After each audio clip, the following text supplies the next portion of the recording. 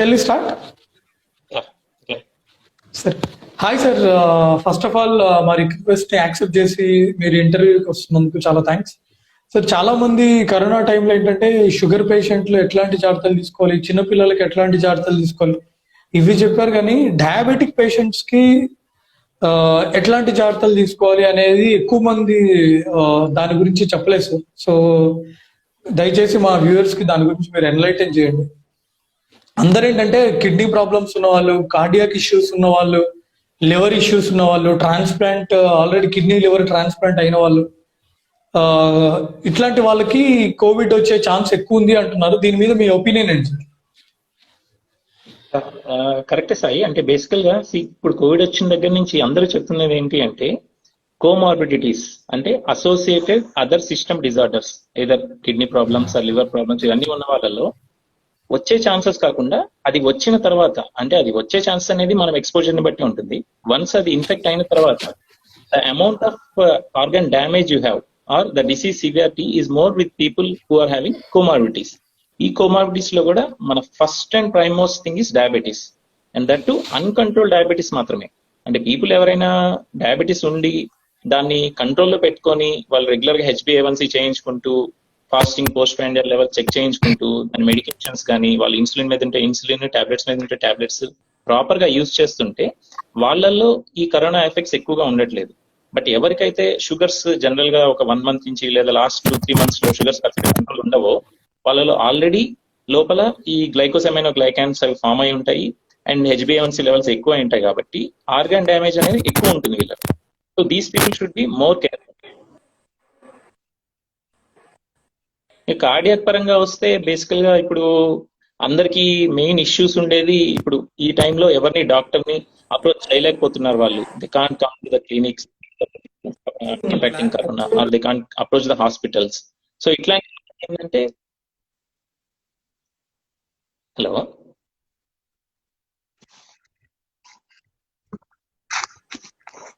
Hello Sai sir, మధ్యలో మీ voice కొంచెం కట్ అవుతుంది సార్. ప్లీజ్ సార్ చూడండి సార్.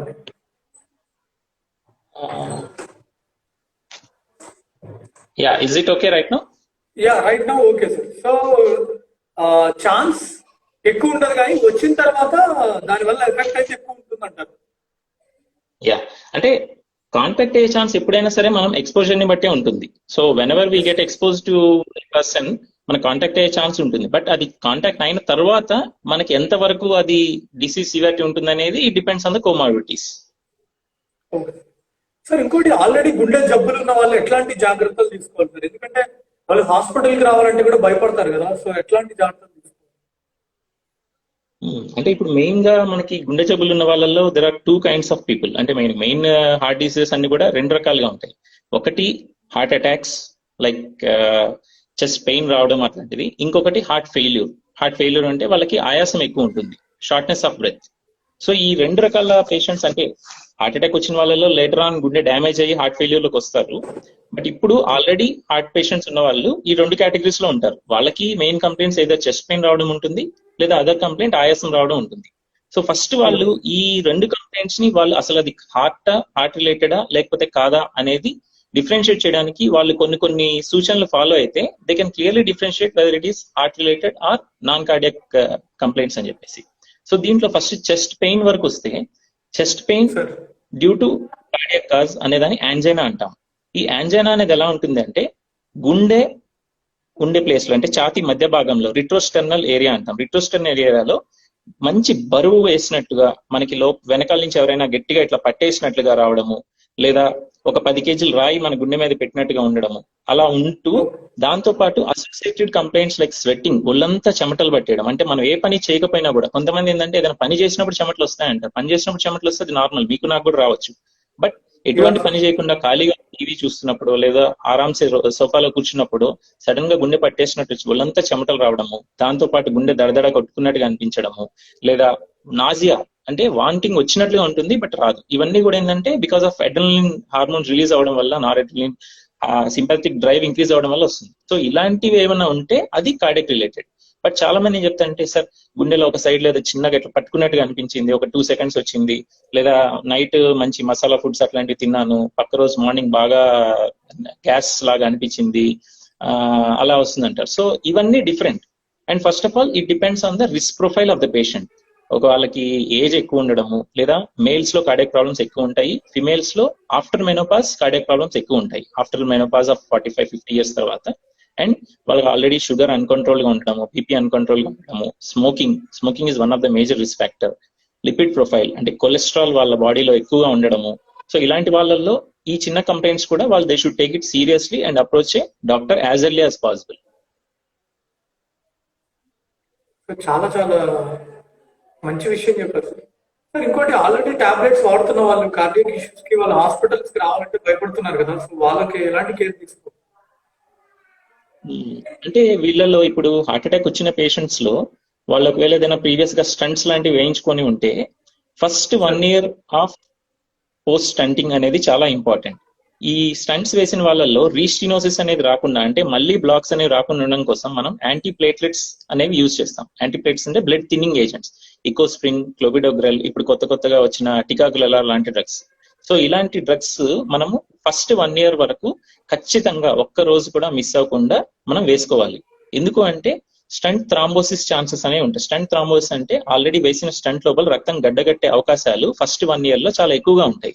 సో వీళ్ళు ఏదైనా ఒక కారణంతో మేబీ డ్రగ్స్ దొరకలేదనో, లేకపోతే ఇప్పుడు ఈ కరోనా టైం ఉంది, లాక్డౌన్ ఉంది, లేకపోతే మర్చిపోయామనో, మేబీ ఒక 2-3 days కంటిన్యూస్ గా వేసుకోకపోతే ఆ స్టంట్ లోపల మళ్ళీ హార్ట్ బ్లాక్ స్టార్ట్ అయ్యి సో వాళ్ళకి మళ్ళీ హార్ట్ అటాక్ వచ్చే ఛాన్స్ ఉంటుంది. సో ఇట్లాంటి వాళ్ళు మాత్రం ఎటువంటి పరిస్థితుల్లో అన్లెస్ వాళ్ళకి ఏదైనా బ్లీడింగ్ రావడము నోట్లో నుంచి, ముక్కులో నుంచి, అంటే బ్లడ్ తినవడం అనేది ఎక్కువ అంటే యూనిట్ యాంటీకోయాగులేషన్ అట్లాంటివి ఎక్కువ జరిగిపోవడం వల్ల వాళ్ళకి బ్లీడింగ్ అనేది వస్తుంటుంది. అలాంటి సందర్భాలు తప్ప జనరల్ గా ఎటువంటి సందర్భాల్లో వాళ్ళు ఈ యాంటీప్లేట్లెట్స్ అనేవి 1 year వరకు ఖచ్చితంగా ఆపకూడదు.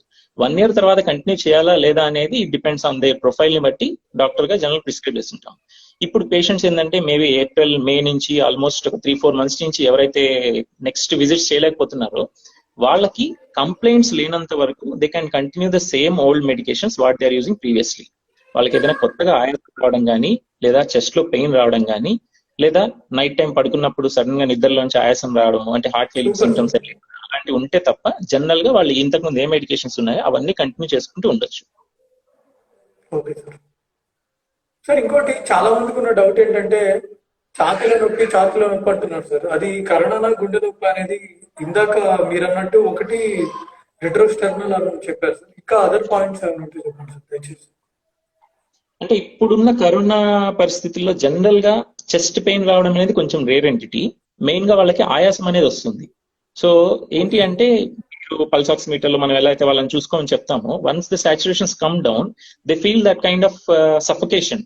ఇప్పుడు మనకి main corona will effect the lungs and then the second possibility is coagulation. ఇప్పుడు డి డైమర్ సివి ఎలివేట్ అవ్వడం వల్ల బ్లడ్ లో క్లాటింగ్ ఎబిలిటీ ఎక్కువైపోతుంది. So it can clot either in the coronaries or in the peripheral arteries like the limb vessels, upper limb vessels, lower limb vessels, or in the brain leading to cerebrovascular accident. So ఒకవేళ ఆ blood clots అనేవి already ఇంతకు ముందు ఇప్పుడు వాళ్ళకి already ఒక 50-60% black అనేది ఉంది. జనరల్ గా మనకి సిమ్టమ్స్ అనేవి up to 70% of the artery block అయ్యే వరకు they can bear with the symptoms unless ఏదైనా వెరీ హై స్ట్రెనియస్ యాక్టివిటీస్ చేస్తే తప్ప బ్లడ్ వెజల్ 10%, 20%, 30% అలాగే 70% వెళ్లే వరకు జనరల్ గా their body will complete. So వీళ్ళకి ఆల్రెడీ ఒక 50-60% బ్లాక్ ఉన్న దాంట్లో ఒక చిన్న బ్లడ్ క్లాట్ వెళ్ళేసి ఆ 50-60% ని కంప్లీట్ గా 90%, 100% బ్లాక్ చేసింది అనుకోండి, అప్పుడు they can have major heart attack. అది depending on the size of the vessel. అది చిన్న వెజల్ లో వస్తే చిన్న హార్ట్ అటాక్ వస్తుంది. ఒక బ్లడ్ వెజల్ స్టార్టింగ్ లోనే మనకి ఉండే main blood vessels left side and right side coronary arteries లో పెద్ద వెజల్ కానీ బ్లాక్ అయింది అంటే మాత్రం మేజర్ హార్ట్ అటాక్ వస్తుంది. సో హార్ట్ అటాక్ రావడం అనేది కరోనాలో కొంచెం తక్కువ. Main thing is breathlessness. ఈ బ్రెత్లెస్నెస్ ని వాళ్ళు ఇందాక మనం చెస్ట్ పెయిన్ ఎలా అయితే డిఫరెన్షియేట్ చేయగలమో అలాగే బ్రెత్లెస్నెస్ కూడా అది హార్ట్ పెయిన్ వల్ల వస్తుందా లేకపోతే లంగ్స్ ఇన్ఫెక్షన్ వల్ల వస్తుందా అనే దానికి డిఫరెన్షియేట్ చేయడానికి ఒక మెయిన్ 2-3 పాయింట్స్ ఉంటాయి. ఇవేంటి అంటే, ఒకటి మనం వెనక్కి పడుకున్నప్పుడు వచ్చే ఆయాసం జనరల్ గా హార్ట్ రిలేటెడ్ ఉంటుంది. అంటే పేషెంట్స్ నడుస్తున్నప్పుడు కొంచెం బాగానే ఉంటారు, లేదా ఎక్కువ దూరం కాకుండా చిన్న చిన్న దూరాలు నడుస్తున్నప్పుడు వాళ్ళు రొటీన్ యాక్టివిటీస్ చేసుకున్నప్పుడు బాగానే ఉంటారు. బట్ ఎప్పుడైతే వాళ్ళు వెనక్కి పడుకుంటారో, దిస్ ఇస్ కాల్డ్ ఆర్థోప్నియా, మనం అదే అంటాం పడుకున్నప్పుడు. సో వెనక్కి పడుకోగానే వాళ్ళకి ఆయాసం పెరుగుతుంది. ఇలాంటి ఆయాసం మాత్రం mostly it is cardiac related. And ఇంకొకటి ఏంటి అంటే వాళ్ళు నిద్రపోతున్న టైంలో పడుకున్న ఒక 2-3 అవర్స్ తర్వాత ఏమవుతుందంటే the blood or hemodynamics there is hyperdynamic circulation in the lungs and they keep cooled up. ఆ లంగ్స్ లో ఫ్లూయిడ్ చేరుకోవడం వలన వాళ్ళ బాడీ ఎప్పుడైతే హార్ట్ పంపింగ్ వీక్ అవుతుందో సో బ్లడ్ నిదానంగా లంగ్స్ లో పేరుకుపోవడం వలన వాళ్ళకి ఒక 2-3 అవర్స్ తర్వాత ఒకవేళ నైట్ 11 o'clock పడుకున్నాను అనుకోండి, 1-1:30కి నిద్రలో సడన్ గా లేసి they keep gasping for air, అంటే బయటకి ఒక కిటికీ దగ్గరికి వెళ్ళి అలాంటివి చేస్తుంటారు. That is called PND, paroxysmal nocturnal dyspnoea episodes. So ఇలాంటివి కానీ వస్తున్నాయి, అర్ధరాత్రి నిద్రలో ఒకసారిగా లేచి గాలి తీసుకోవాల్సిన అవసరం వస్తుంది అంటే these are all typical symptoms of cardiac related SOB. So ఇలాంటివి వస్తుంటే మాత్రం వాళ్ళు కార్డియాక్ రిలేటెడ్ కాబట్టి వాళ్ళు టెస్ట్ దాన్ని. ఈ ఆర్థోప్నియా అండ్ పిఎండి ఈ రెండు కార్డియాక్ రిలేటెడ్. చాలా మంచి విషయం చెప్పారు సార్. సార్ కింద కామెంట్స్ లో ఒకళ్ళు అడుగుతున్నారు, కరోనా తగ్గినాక గుండెల్లో రక్తనాళాలు బ్లాక్ అయ్యే అవకాశం ఉంటుందా? ఫస్ట్ లోనే అంటే అడిగారు. ఇప్పుడు మనకి ఈ 3-4 months ఆఫ్ కరోనా నాలెడ్జ్ తో మనము జనరల్ గా అసెస్ చేస్తుంది ఏంటంటే డ్యూరింగ్ కరోనా ఎలా ఉంటుంది అనేది మనకి బాగా నాలెడ్జ్ ఇప్పుడు వచ్చింది. అంటే అప్పుడు బ్లడ్ క్లాట్స్ ఎలా ఐడెంటిఫై చేయాలి, ఈ పేషెంట్ కి బ్లడ్ క్లాట్స్ ఫామ్ అయ్యే ఛాన్స్ ఎక్కువ ఉందా లేదా అనేది మనం డైమర్ ఎలా అయితే డైమర్ అనేది ఉంటుందో దాన్ని మెజర్ చేసి మనం చెప్పగలం. జనరల్ గా అది 500 లోపల ఉండాలి. చాలా మందికి 500 to 1000 మధ్యలో ఉంటుంది. దానికి మనము యాంటీకోయాగులేషన్ ఫ్లెక్సైన్ అనే ఇంజెక్షన్ కానీ హెపరిన్ అనే ఇంజెక్షన్ కానీ మనం ఇచ్చి అది బ్లడ్ క్లాట్స్ ఫామ్ అవ్వకుండా చేస్తున్నాం. కొంతమందికి 3000s 4000s కూడా ఉంటుంది. అది జనరల్ గా ఈ 2-3 weeks ఆఫ్ వైరస్ ఎఫెక్ట్ అయిపోయిన తర్వాత లాస్ట్ మనం డిశ్చార్జ్ చేసే ముందు రోజు జనరల్ గా మళ్ళీ డైమర్ రిపీట్ చేయిస్తాం. ఆ రిపీట్ చేయించిన వాల్యూ 1000 లోపల లేదా 500 లోపల ఉంది అనుకుంటే దే ట్రెండ్ ఈజ్ అనే డిక్రీజింగ్ లైన్. సో వాళ్ళకి ఇంకా ఫర్దర్ గా యాంటీకోయాగులేషన్ చేయాల్సిన అవసరం లేదు. బట్ కొంతమందికి ఇప్పుడు రీసెంట్ స్టడీస్ ఏం చెప్తున్నాయంటే if the patient doesn't have any contraindications for anticoagulation, అంటే వాళ్ళకి యాంటీకోయాగులేషన్ అనే మెడిసిన్స్ ఇస్తే ఫ్యూచర్ లో రక్తం ఎక్కువగా పల్చబడి బ్రెయిన్ లో రక్తం బయటకు రావడం కానీ లేదా దెబ్బలు తగిలినప్పుడు బయటకు రావడం కానీ అలాంటి కండిషన్ ఏం లేదు అనుకుంటే, అంటే ఒక ఏజ్ 60 years లోపల వాళ్ళు లేదా ఇంతకు ముందు బ్రెయిన్ స్ట్రోక్స్ రాని వాళ్ళు ఇలాంటి వాళ్ళు ఉంటే వాళ్ళకి మనం ప్రొఫైలాక్టిక్ గా అంటే జస్ట్ ప్రివెంటివ్ మెజర్ గా ఇప్పుడు కొత్త నియర్ ఓరల్ యాంటీకోయాగులేషన్స్ అనేవి వచ్చాయి. నోయాక్స్ అని చెప్పేసి, ఇప్పుడు డాబిగాట్రాన్, ఎడాక్సబాన్, రివరాక్సబాన్ అని చెప్పేసి. సో అవి మనం లో డోసెస్ లో వాళ్ళకి ఫర్దర్ నెక్స్ట్ ఒక 1 month 2 months కంటిన్యూ చేసుకోమని చెప్పొచ్చు. Unless they don't have any Contra indication. వాళ్ళకి ఇంతకు ముందు ప్రీవియస్ గా బ్లీడింగ్ ఛాన్సెస్ ఏమైనా ఎక్కువ ఉంటే మాత్రం వాళ్ళకి వద్దు. బట్ అలాంటి లేని యంగ్ అలాంటి వాళ్ళకి మనం ప్రొఫైలాక్టిక్ గా ఇవ్వచ్చు. దానివల్ల పెద్ద నష్టం ఏం లేదు, కొంచెం లాభం కూడా ఉంటుంది. Okay sir. సార్ ఇంకోటి, లాక్డౌన్ లో ఈ కార్డియాక్ స్ట్రోక్స్ కానీ యాంజైనా ఇవి తగ్గినాయా సార్? అట్లేం లేదంటారు. అంటే బేసికల్ గా ఇప్పుడు మనకి కార్డియాక్ పేషెంట్స్ 2 రకాలుగా వస్తారు. ఒకరు elective patients, other one emergency patients. Elective patients అనే వాళ్ళు ఏంటి అంటే వాళ్ళకి చాలా రోజుల నుంచి కంప్లైంట్స్ ఉంటాయి. మేబీ అప్పుడు కొంచెం ఎక్కువ అవడం వలన లేకపోతే ఇంకొకరు ఎవరో ఒకరు మోటివేట్ చేసి నీకు ఇన్ని రోజుల నుంచి కంప్లైంట్స్ ఉన్నాయి చూపించుకోలేదు రేపు మళ్ళీ సీరియస్ అని చెప్పి వెళ్ళమనే వాళ్ళు. సో ఈ గ్రూప్ ఆఫ్ పేషెంట్స్ అనే వాళ్ళు లాక్డౌన్ లో చాలా వరకు తగ్గిపోయారు. The reason is obvious. ఎందుకు అంటే ఇన్ని రోజుల నుంచి ఉంది, ఇప్పటికిప్పుడు మనం వెళ్ళి హాస్పిటల్స్ లో మేజర్ హాస్పిటల్స్ కానీ మేజర్ నర్సింగ్ హోమ్స్ కానీ ఎక్కడికి వెళ్ళినా కూడా ఇప్పుడు కరోనా ఉంది, దాన్ని మనం ఎందుకు తెచ్చుకోవడం అని చెప్పేసి అలాంటి పేషెంట్స్ ఆగిపోయారు. కానీ ఎమర్జెన్సీ వచ్చే పేషెంట్స్ మాత్రం the number did not change and more over it has increased. Actually it is because of the delay in the presentation of patients. ఇంతకు ముందు ఏంటంటే కంప్లైంట్ కొంచెం చిన్నగా ఉన్నప్పుడే వచ్చేవాళ్ళు, మనం టెస్ట్ చేయించే వాళ్ళము, మీకు ఫ్యూచర్ లో కార్డియాక్ రిస్క్ ఎక్కువ ఉందండి, మీరు యాంజియోగ్రామ్ కానీ లేదా ఏదైనా టీఎంటీ టెస్ట్ కానీ చేయించుకుంటే బెటర్ అని చెప్తాము, అడ్వైజ్ చేస్తాం, వాళ్ళు ఫాలో అయ్యేవాళ్ళు. బట్ ఇప్పుడు ఏమవుతుంది అంటే చిన్న కంప్లైంట్స్ కి వాళ్ళు సరే చూద్దాము కొన్ని రోజులు అయిన తర్వాత చూద్దాం అని చెప్పి లేట్ చేయడం వలన అవి ఏమవుతుందంటే ఒక ఎండ్ స్టేజ్ లో ఎలెక్టివ్ గా నడుచుకుంటూ రావాల్సిన పేషెంట్ ఒక 1 week 10 days లేట్ చేసి లాస్ట్ కి ఎమర్జెన్సీ స్టేజ్ లో స్ట్రెచర్ మీద వస్తున్నాడు. So these numbers have increased. Only thing ఏంటంటే ఇంతకు ముందు పెరిఫరీస్ లో ఐడెంటిఫై చేసి వాళ్ళని రిఫరల్ చేసేవాళ్ళు, ఇప్పుడు లేట్ అవడం వల్ల వాళ్ళు పెరిఫరీకి రావడమే లేట్ అయిపోతుంది. అక్కడ డిస్ట్రిక్ట్స్ లోనే వాళ్ళు they are going to last stage and అక్కడే క్యాజువాలిటీస్ చాలా అండి, ఎమర్జెన్సీ డెత్స్ కూడా అయిపోతున్నాయి. So overall numbers of emergencies have increased but elective cases have come down for obvious reasons. Sir ఇంకోటి, ఈ స్ట్రోక్ ఇవి తగ్గించుకోవాలంటే it is not related to corona, general గా మీరు కొన్ని ఇచ్చే సలహాలు ఏంటి సార్? అబోవ్ 30 అబోవ్ 40 years ఉన్న వాళ్ళు. So anything like stroke, heart stroke కానీ బ్రెయిన్ స్ట్రోక్ కానీ ఈ రెండు they are all cardiovascular disorders, అంటే either heart related or vascular related. So strokes అనేవి మనకి మేజర్ గా బ్రెయిన్ లో రక్తం గడ్డగట్టడం, అంటే ఇన్సిటు థ్రాంబస్ ఫార్మేషన్, అంటే అక్కడికక్కడే థ్రాంబస్ ఫామ్ అవడము, లేదా other thing is embolic stroke, అంటే ఎక్కడో దగ్గర ఒక గుండెలో కానీ, లేదా కెరోటిడ్ ఆర్టరీస్, కెరోటిడ్ అథెరోస్క్లిరోసిస్ అంటాం, అక్కడ ఎక్కడైనా మనకి రక్తం గడ్డలు కానీ లేదా కొవ్వు పదాలు కానీ, అథెరోస్క్లిరోసిస్ అంటే కొవ్వు పేరుకోవడము, దాని నుంచి చిన్న చిన్న ముక్కల్లాగా చిన్న ఎంబోలై అంటాం, అవి ఇక్కడ నుంచి డిస్లాడ్జ్ అయ్యి పైకి బ్లడ్ ఫ్లోలో అలా కొట్టుకుంటూ పోయి ఏదైనా ఒక రక్తనాళానికి బ్లాక్ అవడం అనేది జరుగుతుంది. సో ఈ 2 types లో మనకి atherosclerosis or cardio embolic stroke అనేది హార్ట్ లో నుంచి బ్లడ్ క్లాట్ వెళ్తే జరుగుతుంది. ఇంకొకటి ఇన్సిటు థ్రాంబస్, మనకి అక్కడే బ్రెయిన్ లోనే థ్రాంబస్ ఫామ్ అవడం వల్ల వస్తుంది. సో ఇవేవైనా సరే కార్డియోవాస్కులర్ రిస్క్ ఫ్యాక్టర్స్ అన్ని కూడా same. First of all diabetes, hyper tension, smoking, atherosclerosis అంటే కొలెస్ట్రాల్ ఎక్కువ ఉండడము. ఇంకొకటి ఫైనల్ థింగ్ ఫ్యామిలీ హిస్టరీ, అంటే మన ఫ్యామిలీలో ఆల్రెడీ ఎవరైనా జనరల్ గా 60 years అబౌవ్ వచ్చేది వాళ్ళ పర్సనల్ బిహేవియర్ వల్ల రావచ్చు. ఒక 40 years లోనో లేకపోతే 30 years లోనో వచ్చే హార్ట్ స్ట్రోక్స్ కానీ బ్రెయిన్ స్ట్రోక్స్ కానీ they might have some genetic predisposition, అంటే వాళ్ళ జీన్స్ లో ఆల్రెడీ స్ట్రోక్స్ వచ్చే అవకాశాలు ఎక్కువ ఉన్నాయి కాబట్టి వాళ్ళకి వస్తున్నాయి. సో ఇలాంటి రిస్క్ ఫ్యాక్టర్స్ ఎవరైనా ఉన్న వాళ్ళు they should be more careful. So ఈ 5 factors లో ఫస్ట్ థింగ్ డయాబెటీస్ అనేది మీకు అందరికీ తెలిసినట్టుగా we should control the sugars, and to maintain that sugars in that particular value we should do lifestyle modifications, అంటే డైలీ ఎక్సర్సైజ్ చేసుకోవడము, yoga, ప్రాణాయామం, అట్లా వాట్ ఎవర్ యువర్ కంఫర్టబుల్ అలాంటివి చేసుకోవడము. షుగర్ మనం తినే ఫుడ్ లో కూడా వీలైనంత వరకు షుగర్ ఫుడ్స్ అవాయిడ్ చేసుకోవడం, అట్లాంటివి చేసుకోవాలి. Second thing is hyper tension. ఈ హైపర్ టెన్షన్ లో యాక్చువల్ గా మనము అందరూ హై బీపీ అంటారు. యాక్చువల్గా ఈ హై బీపీలో 2-3 రకాలు ఉంటాయి. జనరల్ ఏంటి అంటే you call it as systemic hyper tension, and అది మీకు బయట హాస్పిటల్లో మెజర్ చేసినప్పుడు బీపీ, లేదా ఇంట్లో మెషిన్ తో మెజర్ చేసుకున్నప్పుడు 2 హైయే ఉంటాయి. ఇలాంటి వాళ్ళకి రెగ్యులర్ మెడికేషన్స్ రాస్తాము సరే. But there are 2 more entities called masked hypertension, అంటే మాస్క్ వేసినట్టు, అంటే వీళ్ళకి హాస్పిటల్లో చూసినప్పుడు నార్మల్ బీపీ ఉంటుంది, వాళ్ళు ఈవినింగ్ టైంలో లేదా ఇంట్లోనో లేకపోతే ఆఫీస్ లోనో వర్క్ చేస్తున్న టైంలో హై బీపీ ఉంటుంది. ఇలాంటి వాళ్ళని we generally tend to miss.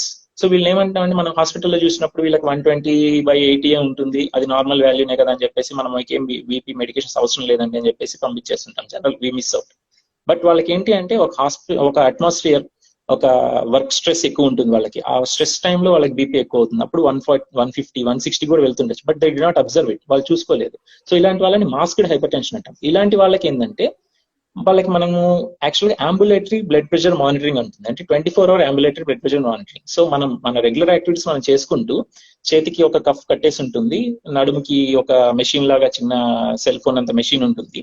So ఇది మన 24 hours, ఈ రోజు మార్నింగ్ 8 o'clock స్టార్ట్ చేస్తే రేపు మార్నింగ్ 8 o'clock వరకు మన బెల్ట్ టై చేసే ఉంటారు. మనం రొటీన్ యాక్టివిటీస్ మన పాటికి మనం చేసుకుంటూ ఉంటాము. అది కంప్లీట్ గా రికార్డ్ చేస్తూ ఉంటుంది, ఎవ్రీ 10 minutes కి బీపీ రికార్డ్ చేస్తూ ఉంటుంది. సో ఇలాంటి వాళ్ళని మనం ఆ అంబులేటరీ బ్లడ్ ప్రెషర్ కి కన్సిడర్ చేస్తే ఆ రిపోర్టింగ్ మనం తీసుకున్నప్పుడు, సో వాళ్ళు ఈవినింగ్ 6 o'clock కి లేదా 5 o'clock కి ఆఫీస్ లో వర్క్ చేస్తున్నప్పుడు వీళ్ళ బీపీ ఎక్కువ ఉంది. So these people should be started on antihypertensives even though their BP in the hospital is less.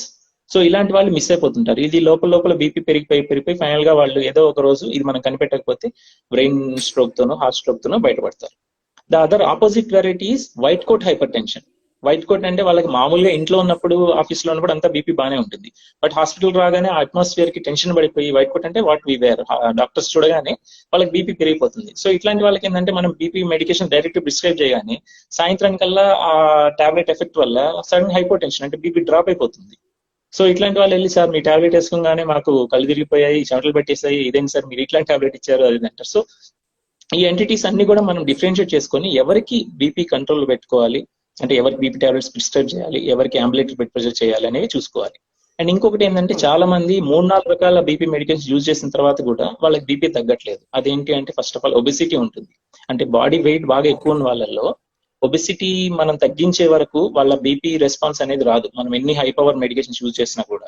And వీళ్ళకి జనరల్ గా ఏంటంటే నైట్ టైం అబ్స్ట్రక్టివ్ సీపాప్నియా అనే డిఫికల్టీ ఉంటుంది, అంటే నాలిక వెనక్కి పడిపోయి గాలి పీల్చుకోవడం అనేది మన ట్రేకియాకి అడ్డం పడడం వల్ల వాళ్ళకి గాలి పీల్చుకోవడం కష్టమయ్యి that will cause sympathetic overdrive all during their sleep. నిద్రపోతున్నంతసేపు వాళ్ళకి ఎగ్జైటేటరీ హార్మోన్స్ రిలీజ్ అవుతుంటాయి, దానివల్ల బీపీ బాగా పెరిగిపోతుంటుంది.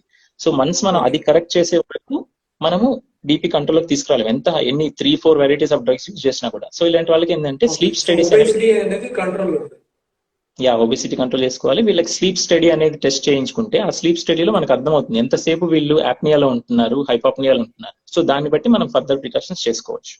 సో షుగర్, బీపీ, అథెరోస్క్లెరోసిస్ అంటే కొలెస్ట్రాల్ కి యాజ్ యూజువల్ తినే ఫుడ్స్ లో మనము ఆయిల్ ఫుడ్స్ తగ్గించుకోవాలి. అండ్ నాన్ వెజ్ తినే వాళ్ళు మటన్ అనేది పక్కాగా అవాయిడ్ చేయాలి. Mutton is the most dangerous meet. Chicken అప్పుడప్పుడు వారానికి ఒకసారి కానీ 2 వారాలకు ఒకసారి కానీ తినొచ్చు. అవి కూడా ఉడికించినవి is more better rather than fried items. And fish is a very good thing. Fish ఎప్పుడైనా తీసుకోవచ్చు, better a cooked item rather than fried item. And next family history అనేది ఉన్న వాళ్ళు ఏంటంటే మన ఫ్యామిలీలో ఇలాంటి రిస్క్ ఎక్కువ ఉంది కాబట్టి వాళ్ళు ఒక 30-35 ఏజ్ రాగానే అట్లీస్ట్ 6 months కి ఒకసారి లేదా 1 year కి ఒకసారి బ్లడ్ లో కొలెస్ట్రాల్ చెక్ చేయించుకోవడము. కొన్ని జీన్స్ మార్కర్స్ ఉంటాయి మనకి, అంటే సీరం హోమోసిస్టిన్ అని, లైపోప్రోటీన్ లిటిలే అని కొన్ని మనకి అంటే కార్డియాలజిస్ట్ కి తెలిసిన బయోకెమికల్ పారామీటర్స్ ఉంటాయి. అవి చెక్ చేస్తూ ఉండి అది ఏ పారామీటర్ అయితే వాళ్ళకి అబ్నార్మల్ గా ఉందో దాన్ని తగ్గించడానికి మెడికేషన్ చూస్ చేస్తాం.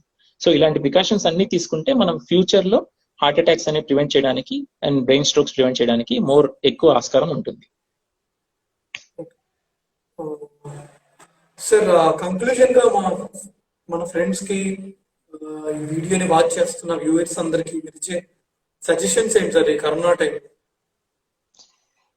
అంటే ఈ కరోనా టైంలో స్పెసిఫిక్ గా ఇచ్చే ఇన్స్ట్రక్షన్స్ ఏంటి అంటే don't delay.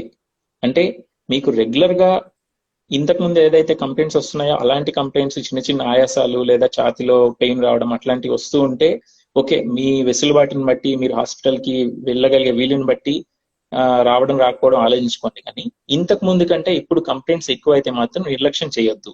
Because this is the most important thing. Delay అనేదే మనకి మేజర్ ప్రాబ్లం అవుతుంది. మీరు ఇంతకు ముందు వచ్చి ఛాతి నొప్పికి ఇప్పుడు బాగా ఎక్కువ అయినా కూడా ఇప్పుడు ఏం వెళ్తాం లేండి హాస్పిటల్ కి, ఇప్పుడు మళ్ళీ కరోనా వస్తుంది కదా అని చెప్పి లేట్ చేస్తే మీకు కరోనా వస్తుందో లేదో తెలియదు, కానీ హార్ట్ ప్రాబ్లం మాత్రం బాగా పెద్దదైపోతుంది. సో దాన్ని మనం ఫ్యూచర్ లో ప్రివెంట్ చేయడం కూడా, లేదా మీరు ఒక ఎమర్జెన్సీలో రావాల్సి వస్తుంది. So better don't delay if there is any further progression of your symptoms. And don't stop any medications. అంటే ఫస్ట్ లో మన కరోనా వచ్చిన కొత్తల్లో టెల్విసార్టన్ వాటి మీద ఏఆర్బీస్ మీద ఒక రూమర్ మాంగరింగ్ స్ప్రెడ్ అయింది. అంటే అది వేసుకున్న వాళ్ళలో మోర్ ఇన్ఫెక్షన్ వస్తుంది, మోర్ సివియర్ గా ఉంటుంది అని చెప్పేసి. But many trials did not prove it. So మీరు మీ మెడికేషన్స్, బీపీ మెడికేషన్స్ కానీ హార్ట్ మెడికేషన్స్ కానీ అన్ని యథావిధిగా కంటిన్యూ చేయండి. Don't stop any of those medications without taking any kind of medical advice. Sir చాలా thanks sir once again. Next time మళ్ళీ English లో చేద్దాం సార్, మీకు ఓకే అంటే ఇంగ్లీష్ ఆడియన్స్ ని క్యాటర్ చేయడానికి. ఇప్పుడైతే చాలా చాలా thanks sir once again. Bye sir.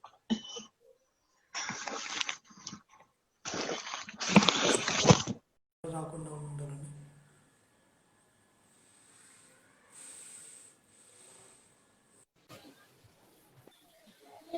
Hello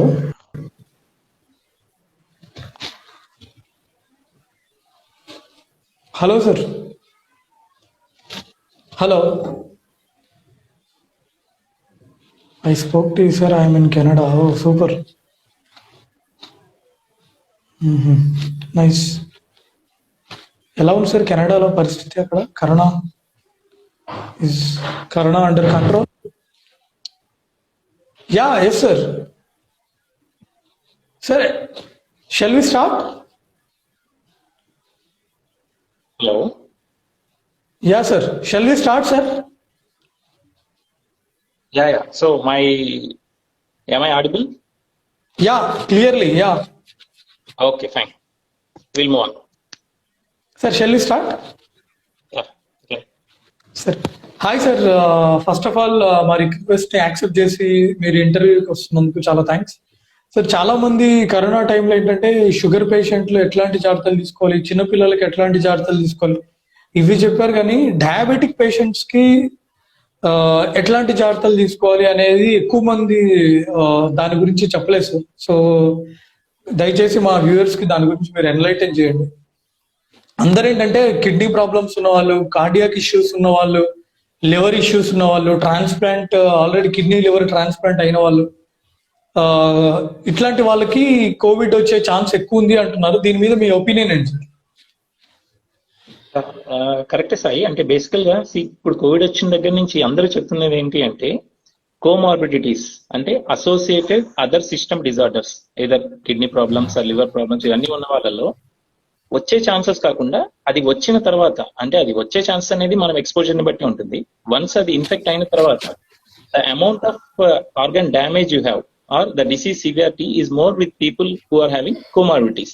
ఈ comorbidities లో కూడా మన first and foremost thing is diabetes, and that too uncontrol diabetes మాత్రమే. అంటే పీపుల్ ఎవరైనా డయాబెటీస్ ఉండి దాన్ని కంట్రోల్లో పెట్టుకొని వాళ్ళు రెగ్యులర్ గా HbA1c చేయించుకుంటూ, fasting post prandial level check చేయించుకుంటూ, దాని మెడికేషన్స్ కానీ వాళ్ళు ఇన్సులిన్ మీద ఉంటే ఇన్సులిన్, టాబ్లెట్స్ మీద ఉంటే టాబ్లెట్స్ ప్రాపర్ గా యూజ్ చేస్తుంటే వాళ్ళల్లో ఈ కరోనా ఎఫెక్ట్స్ ఎక్కువగా ఉండట్లేదు. బట్ ఎవరికైతే షుగర్స్ జనరల్ గా ఒక 1 month నుంచి లేదా లాస్ట్ 2-3 months లో షుగర్స్ కంట్రోల్ ఉండవో వాళ్ళలో ఆల్రెడీ లోపల ఈ గ్లైకోసమైనోగ్లైకాన్స్ అవి ఫామ్ అయి ఉంటాయి, అండ్ HbA1c లెవెల్స్ ఎక్కువ ఉంటాయి. కాబట్టి ఆర్గాన్ డ్యామేజ్ అనేది ఎక్కువ ఉంటుంది వీళ్ళకి. So these people should be more careful. Cardiac పరంగా వస్తే బేసికల్ గా ఇప్పుడు అందరికి మెయిన్ ఇష్యూస్ ఉండేది, ఇప్పుడు ఈ టైంలో ఎవరిని డాక్టర్ ని అప్రోచ్ చేయలేకపోతున్నారు. వాళ్ళు they can't come to the clinics contacting corona or they can't approach the hospitals. So ఇట్లా ఏంటంటే, hello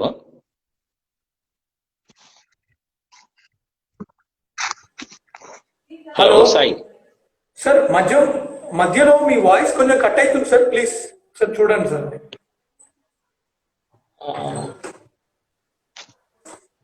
yeah, is it okay right now?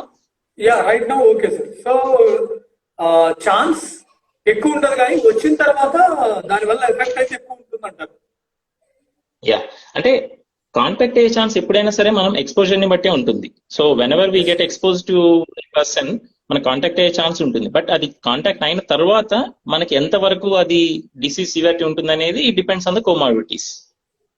Okay sir, ఇంకోటి ఆల్రెడీ గుండె జబ్బులు ఉన్న వాళ్ళు ఎట్లాంటి జాగ్రత్తలు తీసుకోవాలి సార్? ఎందుకంటే వాళ్ళు హాస్పిటల్కి రావాలంటే కూడా భయపడతారు కదా, సో ఎట్లాంటి జాగ్రత్తలు తీసుకోవాలి? అంటే ఇప్పుడు మెయిన్ గా మనకి గుండె జబ్బులు ఉన్న వాళ్ళలో there are 2 kinds of people. అంటే మెయిన్ హార్ట్ డిసీజెస్ అన్ని కూడా 2 రకాలుగా ఉంటాయి. ఒకటి heart attacks like chest pain రావడం అట్లాంటిది. ఇంకొకటి హార్ట్ ఫెయిల్యూర్. హార్ట్ ఫెయిల్యూర్ అంటే వాళ్ళకి ఆయాసం ఎక్కువ ఉంటుంది, షార్ట్నెస్ ఆఫ్ బ్రెత్. సో ఈ 2 రకాల పేషెంట్స్, అంటే హార్ట్ అటాక్ వచ్చిన వాళ్ళలో లేటర్ ఆన్ గుండె డ్యామేజ్ అయ్యి హార్ట్ ఫెయిల్యూర్ లోకి వస్తారు. బట్ ఇప్పుడు ఆల్రెడీ హార్ట్ పేషెంట్స్ ఉన్న వాళ్ళు ఈ 2 కేటగిరీస్ లో ఉంటారు. వాళ్ళకి మెయిన్ కంప్లైంట్స్ ఏదో చెస్ట్ పెయిన్ రావడం ఉంటుంది, లేదా అదర్ కంప్లైంట్ ఆయాసం రావడం ఉంటుంది. సో ఫస్ట్ వాళ్ళు ఈ 2 కంప్లైంట్స్ ని వాళ్ళు అసలు అది హార్ట్ రిలేటెడా లేకపోతే కాదా అనేది డిఫరెన్షియేట్ చేయడానికి వాళ్ళు కొన్ని సూచనలు ఫాలో అయితే they can clearly differentiate whether it is heart related are non cardiac complaints అని చెప్పేసి. సో దీంట్లో ఫస్ట్ చెస్ట్ పెయిన్ వరకు వస్తే, chest pain due to cardiac cause అనేదాన్ని యాంజైనా అంటాం.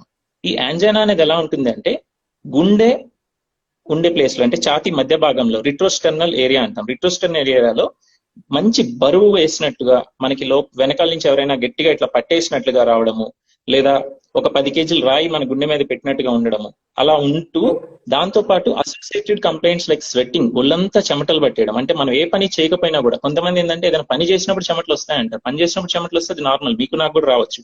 బట్ ఎటువంటి పని చేయకుండా ఖాళీగా టీవీ చూస్తున్నప్పుడు లేదా ఆరామ్సే సోఫాలో కూర్చున్నప్పుడు సడన్ గా గుండె పట్టేసినట్టు ఒళ్ళంతా చెమటలు రావడము, దాంతో పాటు గుండె దడదడ కొట్టుకున్నట్టుగా అనిపించడము, లేదా నాజియా అంటే వాంటింగ్ వచ్చినట్లుగా ఉంటుంది బట్ రాదు. ఇవన్నీ కూడా ఏంటంటే because of adrenaline hormones release అవడం వల్ల, నార్ అడ్రినలిన్ సింపాథిక్ డ్రైవ్ ఇంక్రీజ్ అవడం వల్ల వస్తుంది. సో ఇలాంటివి ఏమైనా ఉంటే అది కార్డియాక్ రిలేటెడ్. బట్ చాలా మంది ఏం చెప్తారంటే, సార్ గుండెలో ఒక సైడ్ లేదా చిన్నగా ఇట్లా పట్టుకున్నట్టుగా అనిపించింది, ఒక 2 seconds వచ్చింది, లేదా నైట్ మంచి మసాలా ఫుడ్స్ అట్లాంటివి తిన్నాను, పక్క రోజు మార్నింగ్ బాగా గ్యాస్ లాగా అనిపించింది, అలా వస్తుందంటారు. సో ఇవన్నీ different. And first of all it depends on the risk profile of the patient. ఒక వాళ్ళకి ఏజ్ ఎక్కువ ఉండడము, లేదా మేల్స్ లో కార్డియాక్ ప్రాబ్లమ్స్ ఎక్కువ ఉంటాయి, ఫిమేల్స్ లో ఆఫ్టర్ మెనోపాజ్ కార్డియాక్ ప్రాబ్లమ్స్ ఎక్కువ ఉంటాయి, ఆఫ్టర్ మెనోపాజ్ ఆఫ్ 45-50 years తర్వాత. అండ్ వాళ్ళకి ఆల్రెడీ షుగర్ అన్కంట్రోల్ గా ఉండడము, బీపీ అన్కంట్రోల్ గా ఉండడము, smoking is one of the major risk factor, lipid profile అంటే కొలెస్ట్రాల్ వాళ్ళ బాడీలో ఎక్కువగా ఉండడము. సో ఇలాంటి వాళ్ళల్లో ఈ చిన్న కంప్లైంట్స్ కూడా వాళ్ళు they should take it seriously and approach A doctor as early as possible. చాలా చాలా మంచి విషయం చెప్పారు సార్. ఇంకోటి ఆల్రెడీ టాబ్లెట్స్ వాడుతున్న వాళ్ళు కార్డియాక్ ఇష్యూస్ కి వాళ్ళు హాస్పిటల్స్ కి రావాలంటే భయపడుతున్నారు కదా, సో వాళ్ళకి ఎలాంటి కేర్ తీసుకోవాలి?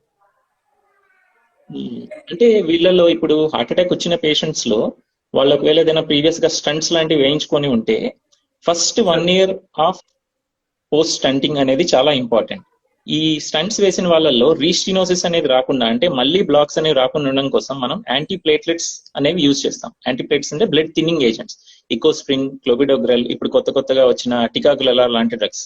సో ఇలాంటి డ్రగ్స్ మనము ఫస్ట్ 1 year వరకు ఖచ్చితంగా ఒక్క రోజు కూడా మిస్ అవ్వకుండా మనం వేసుకోవాలి. ఎందుకు అంటే స్టంట్ థ్రాంబోసిస్ ఛాన్సెస్ అనేవి ఉంటాయి. స్టంట్ థ్రాంబోసిస్ అంటే ఆల్రెడీ వేసిన స్టంట్ లోపల రక్తం గడ్డగట్టే అవకాశాలు ఫస్ట్ 1 year లో చాలా ఎక్కువగా ఉంటాయి. సో వీళ్ళు ఏదైనా ఒక కారణంతో, మేబీ డ్రగ్స్ దొరకలేదనో, లేకపోతే ఇప్పుడు ఈ కరోనా టైం ఉంది, లాక్డౌన్ ఉంది, లేకపోతే మర్చిపోయామనో, మేబీ ఒక 2-3 days కంటిన్యూస్ గా వేసుకోకపోతే ఆ స్టంట్ లోపల మళ్ళీ హార్ట్ బ్లాక్ స్టార్ట్ అయ్యి సో వాళ్ళకి మళ్ళీ హార్ట్ అటాక్ వచ్చే ఛాన్స్ ఉంటుంది. సో ఇట్లాంటి వాళ్ళు మాత్రం ఎటువంటి పరిస్థితుల్లో, అన్లెస్ వాళ్ళకి ఏదైనా బ్లీడింగ్ రావడము నోట్లో నుంచి, ముక్కులో నుంచి, అంటే బ్లడ్ తినవడం అనేది ఎక్కువ అంటే యూనిట్ యాంటీకోయాగులేషన్ అట్లాంటివి ఎక్కువ జరిగిపోవడం వల్ల వాళ్ళకి బ్లీడింగ్ అనేది వస్తుంటుంది. అలాంటి సందర్భాలు తప్ప జనరల్ గా ఎటువంటి సందర్భాల్లో వాళ్ళు ఈ యాంటీ ప్లేట్లెట్స్ అనేవి 1 year వరకు ఖచ్చితంగా ఆపకూడదు. 1 year తర్వాత కంటిన్యూ చేయాలా లేదా అనేది డిపెండ్స్ ఆన్ దే ప్రొఫైల్ ని బట్టి డాక్టర్ గా జనరల్ ప్రిస్క్రైబ్ చేస్తుంటాం. ఇప్పుడు పేషెంట్స్ ఏంటంటే మేబీ ఏప్రిల్, మే నుంచి ఆల్మోస్ట్ ఒక 3-4 months నుంచి ఎవరైతే నెక్స్ట్ విజిట్స్ చేయలేకపోతున్నారో వాళ్ళకి కంప్లైంట్స్ లేనంత వరకు they can continue the same old medications what they are using previously. వాళ్ళకి ఏదైనా కొత్తగా ఆయాసం రావడం కానీ, లేదా చెస్ట్ లో పెయిన్ రావడం కానీ, లేదా నైట్ టైం పడుకున్నప్పుడు సడన్ గా నిద్రలోంచి ఆయాసం రావడం, అంటే హార్ట్ ఫెయిలింగ్ సింటమ్స్ అలాంటివి ఉంటే తప్ప జనరల్ గా వాళ్ళు ఇంతకుముందు ఏ మెడికేషన్స్ ఉన్నాయో అవన్నీ కంటిన్యూ చేసుకుంటూ ఉండొచ్చు. Okay sir. సార్ ఇంకోటి చాలా మందికి ఉన్న డౌట్ ఏంటంటే ఛాతీలో నొప్పి అంటున్నారు సార్. అది కరోనా గుండె నొప్పి అనేది ఇందాక మీరు అన్నట్టు ఒకటి రెట్రోస్టర్నల్ అని చెప్పారు సార్. ఇంకా అదర్ పాయింట్స్ ఏమైనా ఉంటే చెప్పండి సార్ దయచేసి. అంటే ఇప్పుడున్న కరోనా పరిస్థితుల్లో జనరల్ గా చెస్ట్ పెయిన్ రావడం అనేది కొంచెం రేర్ ఎంటిటీ. మెయిన్ గా వాళ్ళకి ఆయాసం అనేది వస్తుంది. సో ఏంటి అంటే పల్స్ ఆక్సిమీటర్ లో మనం ఎలా అయితే వాళ్ళని చూసుకోమని చెప్తామో, once the saturations come down they feel that kind of suffocation. ఇప్పుడు మనకి main corona will effect the lungs, and then the second possibility is coagulation. ఇప్పుడు డి డైమర్ సివి ఎలివేట్ అవ్వడం వల్ల బ్లడ్ లో క్లాటింగ్ ఎబిలిటీ ఎక్కువైపోతుంది. So it can clot either in the coronaries or in the peripheral arteries like the limb vessels, upper limb vessels, lower limb vessels, or in the brain leading to cerebrovascular accident. So ఒకవేళ ఆ blood clots అనేవి already ఇంతకు ముందు ఇప్పుడు వాళ్ళకి already ఒక 50-60% black అనేది ఉంది. జనరల్ గా మనకి సిమ్టమ్స్ అనేవి up to 70% of the artery block అయ్యే వరకు they can bear with the symptoms, unless ఏదైనా వెరీ హై స్ట్రెనియస్ యాక్టివిటీస్ చేస్తే తప్ప. బ్లడ్ వెజల్ 10%, 20%, 30%, అలాగే 70% వెళ్లే వరకు జనరల్ గా they body will complete. So వీళ్ళకి ఆల్రెడీ ఒక 50-60% బ్లాక్ ఉన్న దాంట్లో ఒక చిన్న బ్లడ్ క్లాట్ వెళ్ళేసి ఆ 50-60% ని కంప్లీట్ గా 90%, 100% బ్లాక్ చేసింది అనుకోండి, అప్పుడు they can have major heart attack. అది depending on the size of the vessel. అది చిన్న వెజల్ లో వస్తే చిన్న హార్ట్ అటాక్ వస్తుంది. ఒక బ్లడ్ వెజల్ స్టార్టింగ్ లోనే మనకి ఉండే main blood vessels left side and right side coronary arteries లో పెద్ద వెజల్ కానీ బ్లాక్ అయింది అంటే మాత్రం మేజర్ హార్ట్ అటాక్ వస్తుంది. సో హార్ట్ అటాక్ రావడం అనేది కరోనాలో కొంచెం తక్కువ. Main thing is breathlessness. ఈ బ్రెత్లెస్నెస్ ని వాళ్ళు ఇందాక మనం చెస్ట్ పెయిన్ ఎలా అయితే డిఫరెన్షియేట్ చేయగలమో, అలాగే బ్రెత్లెస్నెస్ కూడా అది హార్ట్ పెయిన్ వల్ల వస్తుందా లేకపోతే లంగ్స్ ఇన్ఫెక్షన్ వల్ల వస్తుందా అనే దానికి డిఫరెన్షియేట్ చేయడానికి ఒక మెయిన్ 2-3 పాయింట్స్ ఉంటాయి. ఇవేంటి అంటే, ఒకటి, మనం వెనక్కి పడుకున్నప్పుడు వచ్చే ఆయాసం జనరల్ గా హార్ట్ రిలేటెడ్ ఉంటుంది. అంటే పేషెంట్స్ నడుస్తున్నప్పుడు కొంచెం బాగానే ఉంటారు, లేదా ఎక్కువ దూరం కాకుండా చిన్న చిన్న దూరాలు నడుస్తున్నప్పుడు వాళ్ళు రొటీన్ యాక్టివిటీస్ చేస్తున్నప్పుడు బాగానే ఉంటారు. బట్ ఎప్పుడైతే వాళ్ళు వెనక్కి పడుకుంటారో, దిస్ ఇస్ కాల్డ్ ఆర్థోప్నియా, మనం అదే అంటాం పడుకున్నప్పుడు. సో వెనక్కి పడుకోగానే వాళ్ళకి ఆయాసం పెరుగుతుంది. ఇలాంటి ఆయాసం మాత్రం mostly it is cardiac related. And ఇంకొకటి ఏంటి అంటే, వాళ్ళు నిద్రపోతున్న టైంలో పడుకున్న ఒక 2-3 hours తర్వాత ఏమవుతుందంటే, the blood or hemodynamics, there is hyperdynamic circulation in the lungs and they keep cooled up. ఆ లంగ్స్ లో ఫ్లూయిడ్ చేరుకోవడం వలన వాళ్ళ బాడీ ఎప్పుడైతే హార్ట్ పంపింగ్ వీక్ అవుతుందో, సో బ్లడ్ నిదానంగా లంగ్స్ లో పేరుకుపోవడం వలన వాళ్ళకి ఒక 2-3 hours తర్వాత, ఒకవేళ నైట్ 11 o'clock పడుకున్నాను అనుకోండి, 1-1:30కి నిద్రలో సడన్ గా లేసి they keep gasping for air, అంటే బయటకి ఒక కిటికీ దగ్గరికి వెళ్ళి అలాంటివి చేస్తుంటారు. That is called PND, paroxysmal nocturnal dyspnoea episodes. So ఇలాంటివి కానీ వస్తున్నాయి, అర్ధరాత్రి నిద్రలో ఒకసారిగా లేచి గాలి తీసుకోవాల్సిన అవసరం వస్తుంది అంటే, these are all typical symptoms of cardiac related SOP. So ఇలాంటివి వస్తుంటే మాత్రం వాళ్ళు కార్డియాక్ రిలేటెడ్ కాబట్టి వాళ్ళు టెస్ట్ దాన్ని. ఈ ఆర్థోప్నియా అండ్ పిఎండి ఈ రెండు కార్డియాక్ రిలేటెడ్. చాలా మంచి విషయం చెప్పారు సార్. సార్ కింద కామెంట్స్ లో ఒకళ్ళు అడుగుతున్నారు, కరోనా తగ్గినాక గుండెల్లో రక్తనాళాలు బ్లాక్ అయ్యే అవకాశం ఉంటుందా? ఫస్ట్ లోనే అడిగారు సార్. అయ్యా, ఇప్పుడు మనకి ఈ 3-4 months ఆఫ్ కరోనా నాలెడ్జ్ తో మనము జనరల్ గా అసెస్ చేస్తుంది ఏంటంటే డ్యూరింగ్ కరోనా ఎలా ఉంటుంది అనేది మనకి బాగా నాలెడ్జ్ ఇప్పుడు వచ్చింది. అంటే అప్పుడు బ్లడ్ క్లాట్స్ ఎలా ఐడెంటిఫై చేయాలి, ఈ పేషెంట్ కి బ్లడ్ క్లాట్స్ ఫామ్ అయ్యే ఛాన్స్ ఎక్కువ ఉందా లేదా అనేది మనం డైమర్ ఎలా అయితే డైమర్ అనేది ఉంటుందో దాన్ని మెజర్ చేసి మనం చెప్పగలం. జనరల్ గా అది 500 లోపల ఉండాలి. చాలా మందికి 500 to 1000 మధ్యలో ఉంటుంది. దానికి మనము యాంటీకోయాగులేషన్ క్లెక్సైన్ అనే ఇంజెక్షన్ కానీ హెపరిన్ అనే ఇంజెక్షన్ కానీ మనం ఇచ్చి అది బ్లడ్ క్లాట్స్ ఫామ్ అవ్వకుండా చేస్తున్నాం. కొంతమందికి 3000s 4000s కూడా ఉంటుంది. అది జనరల్ గా ఈ 2-3 weeks ఆఫ్ వైరస్ ఎఫెక్ట్ అయిపోయిన తర్వాత లాస్ట్ మనం డిశ్చార్జ్ చేసే ముందు రోజు జనరల్ గా మళ్ళీ డైమర్ రిపీట్ చేయిస్తాం. ఆ రిపీట్ చేయించిన వాల్యూ 1000 లోపల లేదా 500 లోపల ఉంది అనుకుంటే దే ట్రెండ్ ఈజ్ అనే డిక్రీజింగ్ లైన్. సో వాళ్ళకి ఇంకా ఫర్దర్ గా యాంటీకోయాగులేషన్ చేయాల్సిన అవసరం లేదు. బట్ కొంతమందికి ఇప్పుడు రీసెంట్ స్టడీస్ ఏం చెప్తున్నాయంటే if the patient doesn't have any contraindications for anticoagulation, అంటే వాళ్ళకి యాంటీకోయాగులేషన్ అనే మెడిసిన్స్ ఇస్తే ఫ్యూచర్ లో రక్తం ఎక్కువగా పల్చబడి బ్రెయిన్ లో రక్తం బయటకు రావడం కానీ లేదా దెబ్బలు తగిలినప్పుడు బయటకు రావడం కానీ అలాంటి కండిషన్ ఏం లేదు అనుకుంటే, అంటే ఒక ఏజ్ 60 years లోపల వాళ్ళు లేదా ఇంతకు ముందు బ్రెయిన్ స్ట్రోక్స్ రాని వాళ్ళు ఇలాంటి వాళ్ళు ఉంటే వాళ్ళకి మనం ప్రొఫైలాక్టిక్ గా అంటే జస్ట్ ప్రివెంటివ్ మెషర్ గా ఇప్పుడు కొత్త నియర్ ఓరల్ యాంటీకోయాగులేషన్స్ అనేవి వచ్చాయి. నోయాక్స్ అని చెప్పేసి, ఇప్పుడు డాబిగాట్రాన్, ఎడాక్సబాన్, రివరాక్సబాన్ అని చెప్పేసి. సో అవి మనం లో డోసెస్ లో వాళ్ళకి ఫర్దర్ నెక్స్ట్ ఒక 1 month 2 months కంటిన్యూ చేసుకోమని చెప్పొచ్చు. Unless they don't have any Contra indication. వాళ్ళకి ఇంతకు ముందు ప్రీవియస్ గా బ్లీడింగ్ ఛాన్సెస్ ఏమైనా ఎక్కువ ఉంటే మాత్రం వాళ్ళకి వద్దు. బట్ అలాంటి లేని యంగ్ పేషెంట్స్ అలాంటి వాళ్ళకి మనం ప్రొఫైలాక్టిక్ గా ఇవ్వచ్చు. దానివల్ల పెద్ద నష్టం ఏం లేదు, కొంచెం లాభం కూడా ఉంటుంది. Okay sir. సార్ ఇంకోటి లాక్డౌన్ లో ఈ కార్డియాక్ స్ట్రోక్స్ కానీ యాంజైనా ఇవి తగ్గినాయా సార్? అట్లేం లేదంటారు. అంటే బేసికల్ గా ఇప్పుడు మనకి కార్డియాక్ పేషెంట్స్ 2 రకాలుగా వస్తారు. ఒకరు elective patients, other one emergency patients. Elective patients అనే వాళ్ళు ఏంటి అంటే వాళ్ళకి చాలా రోజుల నుంచి కంప్లైంట్స్ ఉంటాయి. మేబీ అప్పుడు కొంచెం ఎక్కువ అవడం వలన లేకపోతే ఇంకొకరు ఎవరో ఒకరు మోటివేట్ చేసి నీకు ఇన్ని రోజుల నుంచి కంప్లైంట్స్ ఉన్నాయి చూపించుకోలేదు రేపు మళ్ళీ సీరియస్ అని చెప్పి వెళ్ళమనే వాళ్ళు.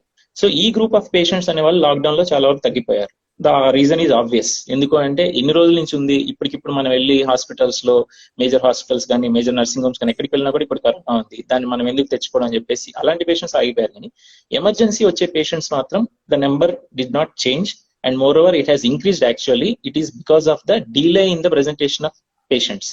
ఇంతకు ముందు ఏంటంటే కంప్లైంట్ కొంచెం చిన్నగా ఉన్నప్పుడే వచ్చేవాళ్ళు, మనం టెస్ట్ చేయించే వాళ్ళము, మీకు ఫ్యూచర్ లో కార్డియాక్ రిస్క్ ఎక్కువ ఉందండి, మీరు యాంజియోగ్రామ్ కానీ లేదా ఏదైనా టీఎంటీ టెస్ట్ కానీ చేయించుకుంటే బెటర్ అని చెప్తాము, అడ్వైజ్ చేస్తాం, వాళ్ళు ఫాలో అయ్యేవాళ్ళు. బట్ ఇప్పుడు ఏమవుతుంది అంటే చిన్న కంప్లైంట్స్ కి వాళ్ళు సరే చూద్దాము కొన్ని రోజులు అయిన తర్వాత చూద్దాం అని చెప్పి లేట్ చేయడం వలన అవి ఏమవుతుందంటే ఒక ఎండ్ స్టేజ్ లో ఎలెక్టివ్ గా నడుచుకుంటూ రావాల్సిన పేషెంట్ ఒక 1 week 10 days లేట్ చేసి లాస్ట్ కి ఎమర్జెన్సీ స్టేజ్ లో స్ట్రెచర్ మీద వస్తున్నాడు. So these numbers have increased. Only thing ఏంటంటే ఇంతకు ముందు పెరిఫరీస్ లో ఐడెంటిఫై చేసి వాళ్ళని రిఫరల్ చేసేవాళ్ళు, ఇప్పుడు లేట్ అవడం వల్ల వాళ్ళు పెరిఫరీకి రావడమే లేట్ అయిపోతుంది. అక్కడ డిస్ట్రిక్ట్స్ లోనే వాళ్ళు they are going to last stage and అక్కడే క్యాజువాలిటీస్ చాలా ఎమర్జెన్సీ డెత్స్ కూడా అయిపోతున్నాయి. So overall numbers of emergencies have increased but elective cases have come down for obvious reasons. Sir ఇంకోటి ఈ స్ట్రోక్ ఇవి తగ్గించుకోవాలంటే it is not related to corona, general గా మీరు కొన్ని ఇచ్చే సలహాలు ఏంటి సార్? అబౌవ్ 30 అబౌవ్ 40 years ఉన్న వాళ్ళు. So anything like stroke, heart stroke కానీ బ్రెయిన్ స్ట్రోక్ కానీ ఈ రెండు they are all cardiovascular disorders, అంటే either heart related or vascular related. So strokes అనేవి మనకి మేజర్ గా బ్రెయిన్ లో రక్తం గడ్డగట్టడం, అంటే ఇన్సిట్యూ థ్రాంబస్ ఫార్మేషన్, అంటే అక్కడికక్కడే థ్రాంబస్ ఫామ్ అవడము, లేదా other thing is embolic stroke, అంటే ఎక్కడో దగ్గర ఒక గుండెలో కానీ లేదా కెరోటిడ్ ఆర్టరీస్, కెరోటిడ్ అథెరోస్క్లెరోసిస్ అంటాం, అక్కడ ఎక్కడైనా మనకి రక్తం గడ్డలు కానీ లేదా కొవ్వు పదార్థాలు, అథెరోస్క్లెరోసిస్ అంటే కొవ్వు పేరుకోవడము, దాని నుంచి చిన్న ముక్కల్లాగా చిన్న ఎంబోలై అంటాం, అవి ఇక్కడ నుంచి డిస్లాడ్జ్ అయ్యి పైకి బ్లడ్ ఫ్లో లో అలా కొట్టుకుంటూ పోయి ఏదైనా ఒక రక్తనాళానికి బ్లాక్ అవడం అనేది జరుగుతుంది. సో ఈ 2 types లో మనకి అథెరోస్క్లెరోసిస్ ఆర్ కార్డియోఎంబోలిక్ స్ట్రోక్ అనేది హార్ట్ లో నుంచి బ్లడ్ క్లాట్ వెళ్తే జరుగుతుంది. ఇంకొకటి ఇన్సిట్యూ థ్రాంబస్, మనకి అక్కడే బ్రెయిన్ లోనే థ్రాంబస్ ఫామ్ అవడం వల్ల వస్తుంది. సో ఇవేవైనా సరే కార్డియోవాస్కులర్ రిస్క్ ఫ్యాక్టర్స్ అన్ని కూడా same. First of all diabetes, hyper tension, smoking, atherosclerosis అంటే కొలెస్ట్రాల్ ఎక్కువ ఉండడము. ఇంకొకటి ఫైనల్ థింగ్ ఫ్యామిలీ హిస్టరీ, అంటే మన ఫ్యామిలీలో ఆల్రెడీ ఎవరైనా జనరల్ గా 60 years అబౌవ్ వచ్చేది వాళ్ళ పర్సనల్ బిహేవియర్ వల్ల రావచ్చు. ఒక 40 years లోనో లేకపోతే 30 years లోనో వచ్చే హార్ట్ స్ట్రోక్స్ కానీ బ్రెయిన్ స్ట్రోక్స్ కానీ they might have some genetic predisposition, అంటే వాళ్ళ జీన్స్ లో ఆల్రెడీ స్ట్రోక్స్ వచ్చే అవకాశాలు ఎక్కువ ఉన్నాయి కాబట్టి వాళ్ళకి వస్తున్నాయి. సో ఇలాంటి రిస్క్ ఫ్యాక్టర్స్ ఎవరైనా ఉన్న వాళ్ళు they should be more careful. So ఈ 5 ఫ్యాక్టర్స్ లో ఫస్ట్ థింగ్ డయాబెటీస్ అనేది మీకు అందరికీ తెలిసినట్టుగా we should control the sugars, and to maintain that sugars in that particular value we should do lifestyle modifications. అంటే డైలీ ఎక్సర్సైజ్ చేసుకోవడము, yoga, ప్రాణాయామం, అట్లా వాట్ ఎవర్ యువర్ కంఫర్టబుల్ అలాంటివి చేసుకోవడము. షుగర్ మనం తినే ఫుడ్ లో కూడా వీలైనంత వరకు షుగర్ ఫుడ్స్ అవాయిడ్ చేసుకోవడం, అట్లాంటివి చేసుకోవాలి. Second thing is hyper tension. ఈ హైపర్ టెన్షన్ లో యాక్చువల్ గా మనము అందరూ హై బీపీ అంటారు. యాక్చువల్గా ఈ హై బీపీలో 2-3 రకాలు ఉంటాయి. జనరల్ ఏంటి అంటే you call it as systemic hyper tension, and అది మీకు బయట హాస్పిటల్లో మెజర్ చేసినప్పుడు బీపీ, లేదా ఇంట్లో మెషిన్ తో మెజర్ చేసుకున్నప్పుడు 2 హైయే ఉంటాయి. ఇలాంటి వాళ్ళకి రెగ్యులర్ మెడికేషన్స్ రాస్తాము సరే. But there are 2 more entities called masked hypertension. అంటే మాస్క్ వేసినట్టు, అంటే వీళ్ళకి హాస్పిటల్లో చూసినప్పుడు నార్మల్ బీపీ ఉంటుంది, వాళ్ళు ఈవినింగ్ టైంలో లేదా ఇంట్లోనో లేకపోతే ఆఫీస్లోనో వర్క్ చేస్తున్న టైంలో హై బీపీ ఉంటుంది. ఇలాంటి వాళ్ళని we generally tend to miss. So వీళ్ళు ఏమంటామంటే మనం హాస్పిటల్లో చూసినప్పుడు వీళ్ళకి 120/80 ఉంటుంది, అది నార్మల్ వాల్యూనే కదా అని చెప్పేసి మనం ఏం బీపీ మెడికేషన్స్ అవసరం లేదండి అని చెప్పేసి పంపించేస్తుంటాం. General we miss out. But వాళ్ళకి ఏంటి అంటే ఒక అట్మాస్ఫియర్, ఒక వర్క్ స్ట్రెస్ ఎక్కువ ఉంటుంది వాళ్ళకి. ఆ స్ట్రెస్ టైంలో వాళ్ళకి బీపీ ఎక్కువ అవుతుంది. అప్పుడు 140, 150, 160 కూడా వెళ్తుండొచ్చు. But they did not observe it, వాళ్ళు చూసుకోలేదు. సో ఇలాంటి వాళ్ళని మాస్క్డ్ హైపర్ టెన్షన్ అంటాం. ఇలాంటి వాళ్ళకి ఏంటంటే వాళ్ళకి మనము యాక్చువల్గా అంబులేటరీ బ్లడ్ ప్రెషర్ మానిటరింగ్ ఉంటుంది. అంటే 24 hour ambulatory blood pressure monitoring. So మన రెగ్యులర్ యాక్టివిటీస్ మనం చేసుకుంటూ, చేతికి ఒక కఫ్ కట్టేసి ఉంటుంది, నడుముకి ఒక మెషిన్ లాగా చిన్న సెల్ ఫోన్ అంత మెషిన్ ఉంటుంది. సో ఇది మన 24 hours, ఈ రోజు మార్నింగ్ 8 o'clock స్టార్ట్ చేస్తే రేపు మార్నింగ్ 8 o'clock వరకు మన బెల్ట్ టై చేసే ఉంటారు. మనం రొటీన్ యాక్టివిటీస్ మన పాటికి మనం చేసుకుంటూ ఉంటాము. అది కంప్లీట్ గా రికార్డ్ చేస్తూ ఉంటుంది. ఎవ్రీ 10 minutes కి బీపీ రికార్డ్ చేస్తూ ఉంటుంది. సో ఇలాంటి వాళ్ళని మనం ఆ అంబులేటరీ బ్లడ్ ప్రెషర్ కి కన్సిడర్ చేస్తే ఆ రిపోర్టింగ్ మనం తీసుకున్నప్పుడు, సో వాళ్ళు ఈవినింగ్ 6 o'clock కి లేదా 5 o'clock కి ఆఫీస్ లో వర్క్ చేస్తున్నప్పుడు వీళ్ళ బీపీ ఎక్కువ ఉంది. So these people should be started on anti hypertensives even though their BP in the hospital is less. So ఇలాంటి వాళ్ళు మిస్ అయిపోతుంటారు. ఇది లోపల బీపీ పెరిగిపోయి ఫైనల్ గా వాళ్ళు ఏదో ఒక రోజు ఇది మనం కనిపెట్టకపోతే బ్రెయిన్ స్ట్రోక్ తోనో హార్ట్ స్ట్రోక్ తోనో బయటపడతారు. The other opposite variety is white coat hypertension. White coat అంటే వాళ్ళకి మామూలుగా ఇంట్లో ఉన్నప్పుడు, ఆఫీస్ లో ఉన్నప్పుడు అంతా బీపీ బాగానే ఉంటుంది. బట్ హాస్పిటల్ రాగానే ఆ అట్మాస్ఫియర్ కి టెన్షన్ పడిపోయి, వైట్ కోట్ అంటే వాట్ వి వేర్, డాక్టర్స్ చూడగానే వాళ్ళకి బీపీ పెరిగిపోతుంది. సో ఇట్లాంటి వాళ్ళకి ఏంటంటే మనం బీపీ మెడికేషన్ డైరెక్ట్ ప్రిస్క్రైబ్ చేయగానే సాయంత్రానికల్లా ఆ టాబ్లెట్ ఎఫెక్ట్ వల్ల సడన్ హైపోటెన్షన్ అంటే బీపీ డ్రాప్ అయిపోతుంది. సో ఇట్లాంటి వాళ్ళు వెళ్ళి, సార్ మీ టాబ్లెట్ వేసుకోగానే మాకు కళ్ళు తిరిగిపోయాయి, చెమటలు పెట్టేసాయి, ఇదేంటి సార్ మీరు ఇట్లాంటి టాబ్లెట్ ఇచ్చారు, అది అంటారు. సో ఈ ఎంటిటీస్ అన్ని కూడా మనం డిఫరెన్షియేట్ చేసుకొని ఎవరికి బీపీ కంట్రోల్ పెట్టుకోవాలి, అంటే ఎవరికి బీపీ టాబ్లెట్స్ ప్రిస్క్రైబ్ చేయాలి, ఎవరికి అంబులేటరీ బ్లడ్ ప్రెషర్ చేయాలి అనేవి చూసుకోవాలి. అండ్ ఇంకొకటి ఏంటంటే చాలా మంది 3-4 రకాల బీపీ మెడికేషన్స్ యూజ్ చేసిన తర్వాత కూడా వాళ్ళకి బీపీ తగ్గట్లేదు. అదేంటి అంటే ఫస్ట్ ఆఫ్ ఆల్ ఒబెసిటీ ఉంటుంది. అంటే బాడీ వెయిట్ బాగా ఎక్కువ ఉన్న వాళ్ళల్లో ఒబెసిటీ మనం తగ్గించే వరకు వాళ్ళ బీపీ రెస్పాన్స్ అనేది రాదు, మనం ఎన్ని హై పవర్ మెడికేషన్స్ యూజ్ చేసినా కూడా. అండ్ వీళ్ళకి జనరల్ గా ఏంటంటే నైట్ టైం అబ్స్ట్రక్టివ్ సీపాప్నియా అనే డిఫికల్టీ ఉంటుంది. అంటే నాలిక వెనక్కి పడిపోయి గాలి పీల్చుకోవడం అనేది మన ట్రేకియాకి అడ్డం పడడం వల్ల వాళ్ళకి గాలి పీల్చుకోవడం కష్టమయ్యి that will cause sympathetic overdrive all during their sleep. నిద్రపోతున్నంతసేపు వాళ్ళకి ఎగ్జైటేటరీ హార్మోన్స్ రిలీజ్ అవుతుంటాయి, దానివల్ల బీపీ బాగా పెరిగిపోతుంటుంది. సో వన్స్ మనం అది కరెక్ట్ చేసే వరకు మనము బీపీ కంట్రోల్కి తీసుకురావాలి, ఎన్ని 3-4 వెరైటీస్ ఆఫ్ డ్రగ్స్ యూజ్ చేసినా కూడా. సో ఇలాంటి వాళ్ళకి ఏంటంటే స్లీప్ స్టడీస్ ఒబెసిటీ కంట్రోల్ చేసుకోవాలి. వీళ్ళకి స్లీప్ స్టడీ అనేది టెస్ట్ చేయించుకుంటే ఆ స్లీప్ స్టడీలో మనకు అర్థమవుతుంది ఎంతసేపు వీళ్ళు యాప్నియాలో ఉంటున్నారు, హైపాప్నియాలో ఉంటున్నారు. సో దాన్ని బట్టి మనం ఫర్దర్ ప్రికాషన్స్ చేసుకోవచ్చు. సో షుగర్, బీపీ, అథెరోస్క్లెరోసిస్ అంటే కొలెస్ట్రాల్ కి యాజ్ యూజువల్ తినే ఫుడ్స్ లో మనము ఆయిల్ ఫుడ్స్ తగ్గించుకోవాలి. అండ్ నాన్ వెజ్ తినే వాళ్ళు మటన్ అనేది పక్కాగా అవాయిడ్ చేయాలి. Mutton is the most dangerous meet. Chicken అప్పుడప్పుడు వారానికి ఒకసారి కానీ 2 వారాలకు ఒకసారి కానీ తినొచ్చు. అవి కూడా ఉడికించినవి is more better rather than fried items. And fish is a very good thing. Fish ఎప్పుడైనా తీసుకోవచ్చు, better a cooked item rather than fried item. And next family history అనేది ఉన్న వాళ్ళు ఏంటంటే మన ఫ్యామిలీలో ఇలాంటి రిస్క్ ఎక్కువ ఉంది కాబట్టి వాళ్ళు ఒక 30-35 ఏజ్ రాగానే అట్లీస్ట్ 6 months ఒకసారి లేదా 1 year ఒకసారి బ్లడ్ లో కొలెస్ట్రాల్ చెక్ చేయించుకోవడము. కొన్ని జీన్స్ మార్కర్స్ ఉంటాయి మనకి, అంటే సీరం హోమోసిస్టిన్ అని, లైపోప్రోటీన్ లిటిలే అని, కొన్ని మనకి అంటే కార్డియాలజిస్ట్ కి తెలిసిన బయోకెమికల్ పారామీటర్స్ ఉంటాయి. అవి చెక్ చేస్తూ ఉండి అది ఏ పారామీటర్ అయితే వాళ్ళకి అబ్నార్మల్ గా ఉందో దాన్ని తగ్గించడానికి మెడికేషన్ యూజ్ చేస్తాం. సో ఇలాంటి ప్రికాషన్స్ అన్ని తీసుకుంటే మనం ఫ్యూచర్ లో హార్ట్ అటాక్స్ అనేవి ప్రివెంట్ చేయడానికి అండ్ బ్రెయిన్ స్ట్రోక్స్ ప్రివెంట్ చేయడానికి ఎక్కువ ఆస్కారం ఉంటుంది. సార్ కంక్లూజన్ గా మన ఫ్రెండ్స్ కి ఈ వీడియోని వాచ్ చేస్తున్న వ్యూవర్స్ అందరికి మీరు ఇచ్చే సజెషన్స్ ఏంటి సార్ ఈ కరోనా టైం? సి అంటే ఈ కరోనా టైంలో స్పెసిఫిక్ గా ఇచ్చే ఇన్స్ట్రక్షన్స్ ఏంటి అంటే డోంట్ డీలే. అంటే మీకు రెగ్యులర్ గా ఇంతకు ముందు ఏదైతే కంప్లైంట్స్ వస్తున్నాయో అలాంటి కంప్లైంట్స్, చిన్న చిన్న ఆయాసాలు లేదా ఛాతిలో పెయిన్ రావడం అట్లాంటివి వస్తూ ఉంటే ఓకే, మీ వెసులుబాటుని బట్టి మీరు హాస్పిటల్ కి వెళ్ళగలిగే వీలుని బట్టి రావడం రాకపోవడం ఆలోచించుకోండి. కానీ ఇంతకు ముందు కంటే ఇప్పుడు కంప్లైంట్స్ ఎక్కువ అయితే మాత్రం నిర్లక్ష్యం చేయొద్దు. Because this is the most important. Delay అనేదే మనకి మేజర్ ప్రాబ్లం అవుతుంది. మీరు ఇంతకు ముందుకు వచ్చి ఛాతి నొప్పికి ఇప్పుడు బాగా ఎక్కువైనా కూడా ఇప్పుడు ఏం వెళ్తాం లేండి హాస్పిటల్ కి, ఇప్పుడు మళ్ళీ కరోనా వస్తుంది కదా అని చెప్పి లేట్ చేస్తే మీకు కరోనా వస్తుందో లేదో తెలియదు, కానీ హార్ట్ ప్రాబ్లం మాత్రం బాగా పెద్దదైపోతుంది. సో దాన్ని మనం ఫ్యూచర్ లో ప్రివెంట్ చేయడం కూడా, లేదా మీరు ఎమర్జెన్సీలో రావాల్సి వస్తుంది.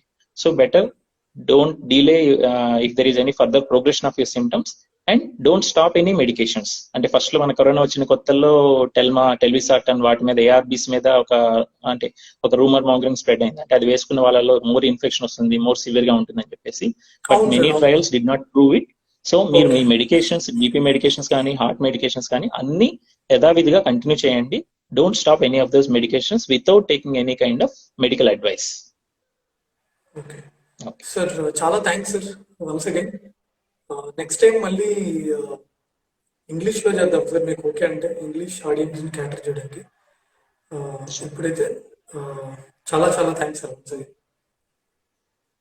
Thank you. Bye sir.